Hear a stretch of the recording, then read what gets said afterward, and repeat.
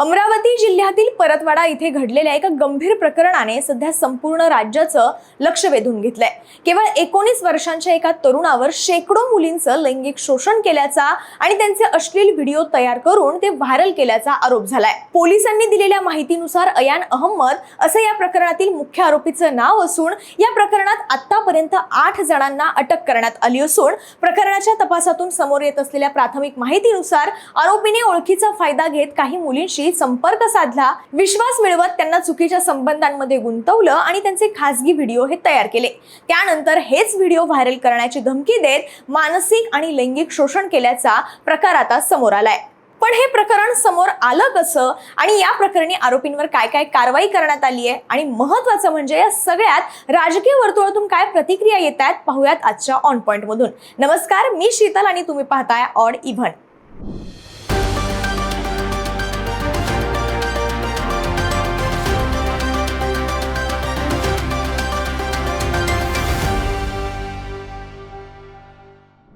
सर्वात आधी तर हे प्रकरण नेमकं काय आहे ते पाहूयात। परतवाडा शहरातील गटरमलपुरा परिसरातून समोर आलेलं हे प्रकरण आहे। प्राथमिक माहितीनुसार आरोपी युवकाने इंस्टाग्राम आणि टेलिग्राम सारख्या प्लॅटफॉर्मचा वापर करून अनेक तरुणी आणि महिलांशी संपर्क साधला।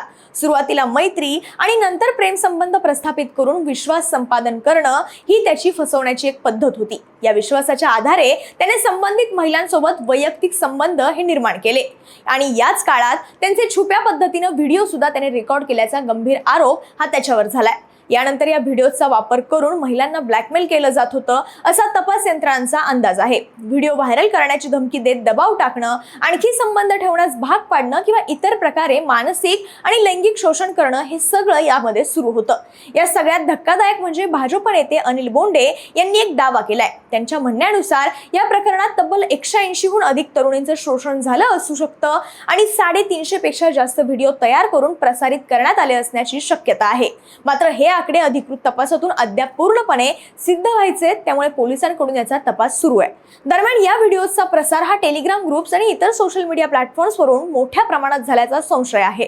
आता हे प्रकरण समोर कसं आलं तर तपासात समोर आलेल्या माहितीनुसार या प्रकरणातील मुख्य आरोपी अयान अहमद आणि त्याचा मित्र उझेर खान यांच्यामध्ये एक विकृत स्पर्धा सुरू झाली होती। दोघांमध्ये कोण जास्त मुलींना प्रेमाच्या जाळ्यात ओढू शकतो अशी पैज लागली होती। या पैजेच्या नादात त्यांनी सोशल मीडियाच्या माध्यमातून तरुणींशी संपर्क साधणं, त्यांच्याशी जवळीक वाढवणं आणि विश्वास जिंकून वैयक्तिक नातेसंबंध प्रस्थापित करणं हे त्यांनी ठरवलं होतं। या दरम्यान मागे सांगितल्याप्रमाणे अयान अहमद हा संबंधित मुलींसोबतचे खासगी क्षण हा गुपचूप रेकॉर्ड करायचा।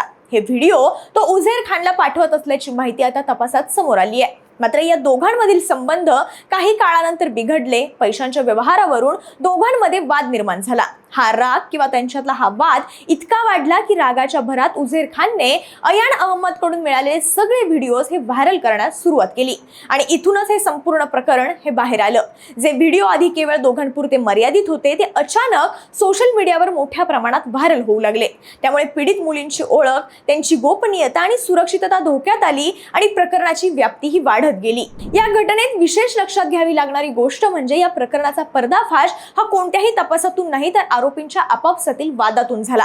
म्हणजे जर हा वाद झाला नसता तर हे शोषण कदाचित असं सुरू राहिलं असतं।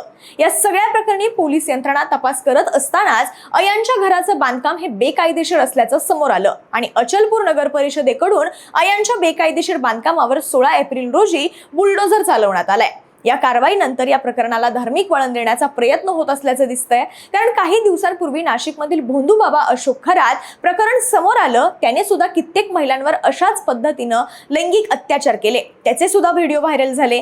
मात्र कोणी अशा प्रकारची कारवाई त्याच्यावर केली नाही किंवा कोणत्याही संघटनेने मोर्चा काढले नाहीत।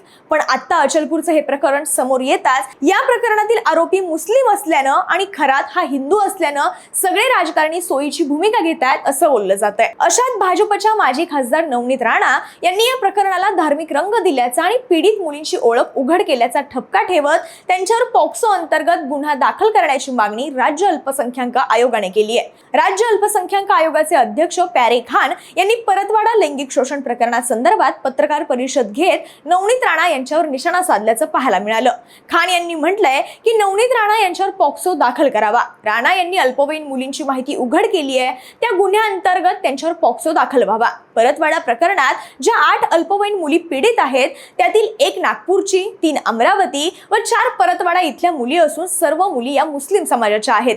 त्यामुळे माजी खासदार नवनीत राणा यांची भारतीय जनता पक्षातून हकालपट्टी करावी या मागणीचं पत्र पंतप्रधान नरेंद्र मोदी आणि मुख्यमंत्री देवेंद्र फडणवीस यांना लिहिलं असल्याची माहिती प्यारे खान यांनी दिली आहे। परतवाडा प्रकरणाला नवनीत राणा या विनाकारण धार्मिक रंग देत असून वस्तुस्थितीपासून जनतेची दिशाभूल करत असल्याचा दावा राज्य अल्पसंख्याक आयोगाने केलाय। पण तुम्हाला काय वाटतं? अशा पद्धतीने मुलींचं लैंगिक शोषण झालेल्या प्रकरणात राजकीय व्यक्तींनी सोयीप्रमाणे भूमिका घेणं हे कितपत योग्य आहे? कमेंट बॉक्समध्ये व्यक्त व्हा आणि ऑड इव्हनला सबस्क्राईब करायला विसरू नका।